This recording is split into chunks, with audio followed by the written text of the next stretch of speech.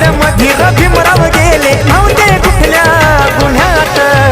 जीव गांधीचा वाचवाईसाठी पुणे करार केलाय पुण्यात जीव गांधीचा वाचवाईसाठी